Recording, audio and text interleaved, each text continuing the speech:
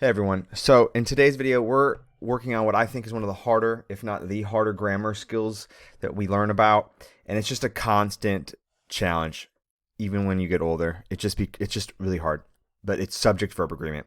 And so part of it is difficult just because we have to recognize nouns and we have to recognize verbs. And then part of it is just understanding out the rules of grammar and whether or not things agree. And we'll work more on it in small group, break it down more when something should agree. And when I feel like we're comfortable with nouns and verbs agreeing, then we'll look at pronouns and verbs agreeing. And pronouns to me are where it really, really gets challenging when it comes to subject-verb agreement. But nevertheless, I digress. We really only have to take notes on this first slide, and then I'm going to drag this over and we're just going to go through the notes together and just kind of talk about each thing. So when we look here, just type along with me. This is the only part you have to type in, but subject-verb agreement right here. Subjects and verbs must agree with one another in number. And the number here means, is there one or more than one, right? So if a subject,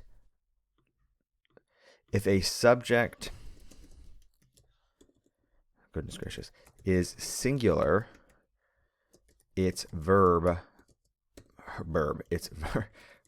must also be singular. Goodness gracious, guys, I'm so sorry for the typos. Period. If a subject, of course, is plural, its verb must also be plural. Right? It's pretty self-explanatory.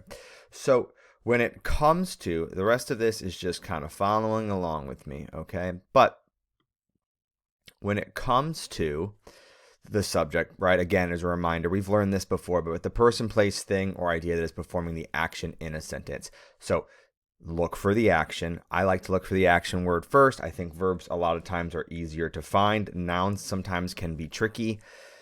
So ask yourself who or what is doing the action, who or what is doing that verb. So here we have an example. The flight attendant offers meatless meatloaf as a meal option during the 5-hour flight. So the first thing we'd want to do here is underline the action, and hopefully we all saw offers. Okay. Now, we're not going to put a box around things here. I'm just going to highlight it. But the flight attendant, right? Usually, like we've talked about this, most of the time before the verb is the thing that's performing the action. It's the subject.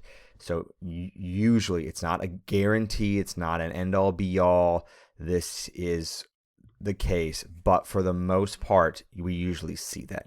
Now, if the sentence has more than one clause, it will have more than one subject, i.e., if we have a compound sentence or if we have a complex sentence, we will have more than one. Here is an example. Here we have a compound sentence, right? Why do I know it's a compound sentence? Because I have the coordinating conjunction here. I have a subject and verb on one side, a subject and verb on the other. So we have to make sure that they both agree on both sides. So the flight attendant offers meatless meatloaf as a meal option during the 5-hour flight.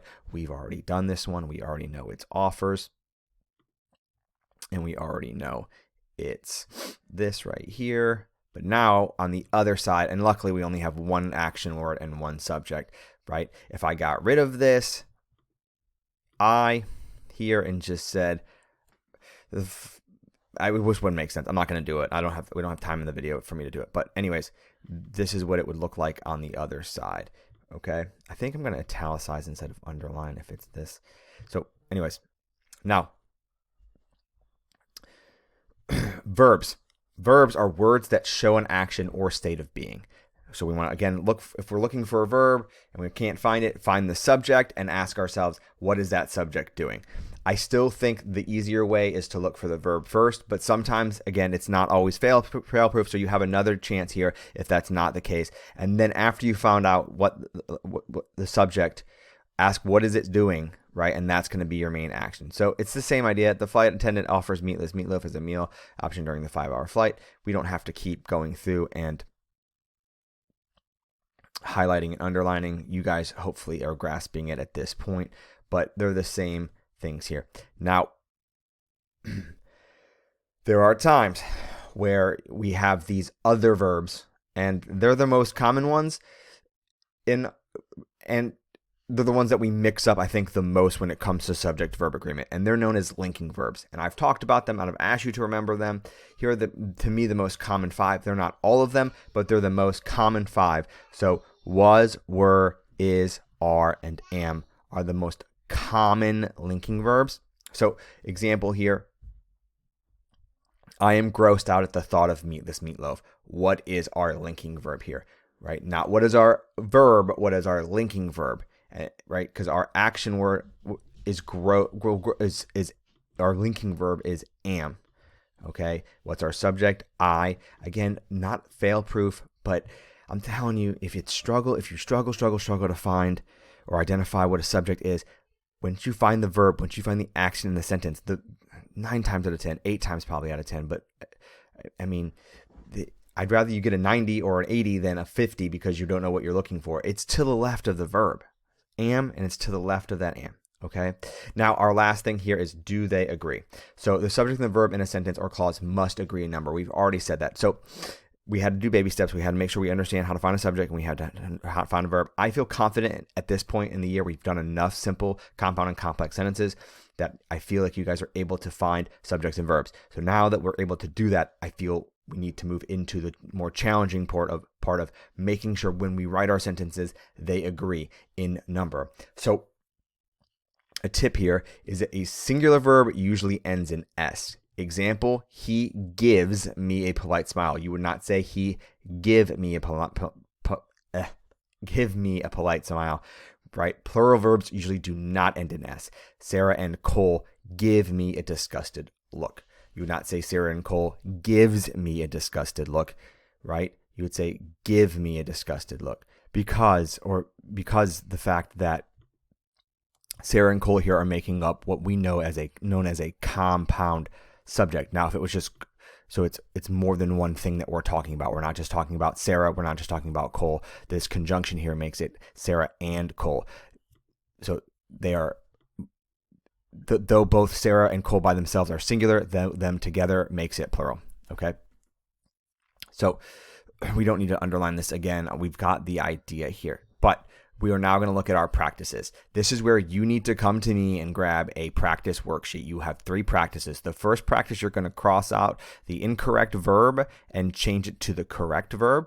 The reason we're not going to do it digitally is because in digitally, the verbs will get a little blue underline and let you know that what's what. Practice 2, here you're going to determine if the sentence has correct subject and verb agreement. If it does not, cross out the incorrect verb and write in the correct verb to make the sentence accurate.